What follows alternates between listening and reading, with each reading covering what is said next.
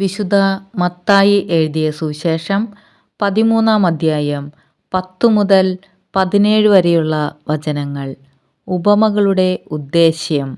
അപ്പോൾ ശിഷ്യന്മാർ അടുത്തെത്തി അവനോട് ചോദിച്ചു, നീ അവരോട് ഉപമകൾ വഴി സംസാരിക്കുന്നതെന്തുകൊണ്ട്? അവൻ മറുപടി പറഞ്ഞു, സ്വർഗരാജ്യത്തിൻ്റെ രഹസ്യങ്ങൾ അറിയാനുള്ള വരം നിങ്ങൾക്കാണ് ലഭിച്ചിരിക്കുന്നത്. അവർക്ക് അത് ലഭിച്ചിട്ടില്ല. ഉള്ളവന് നൽകപ്പെടും, അവന് സമൃദ്ധി ഉണ്ടാവുകയും ചെയ്യും. ഇല്ലാത്തവനിൽ നിന്ന് ഉള്ളതുപോലും എടുക്കപ്പെടും. അതുകൊണ്ടാണ് ഞാൻ അവരോട് ഉപമകൾ വഴി സംസാരിക്കുന്നത്. കാരണം അവർ കണ്ടിട്ടും കാണുന്നില്ല, കേട്ടിട്ടും കേൾക്കുന്നില്ല, ഗ്രഹിക്കുന്നുമില്ല. ഏശയ്യായുടെ പ്രവചനം അവരിൽ പൂർത്തിയായിരിക്കുന്നു. നിങ്ങൾ തീർച്ചയായും കേൾക്കും, എന്നാൽ മനസ്സിലാക്കുകയില്ല. നിങ്ങൾ തീർച്ചയായും കാണും, എന്നാൽ ഗ്രഹിക്കുകയില്ല.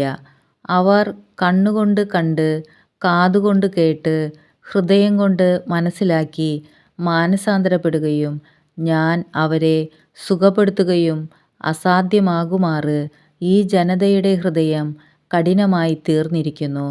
ചെവിയുടെ കേൾവി മന്ദീഭവിച്ചിരിക്കുന്നു, കണ്ണ് അവർ അടച്ചു കളഞ്ഞിരിക്കുന്നു.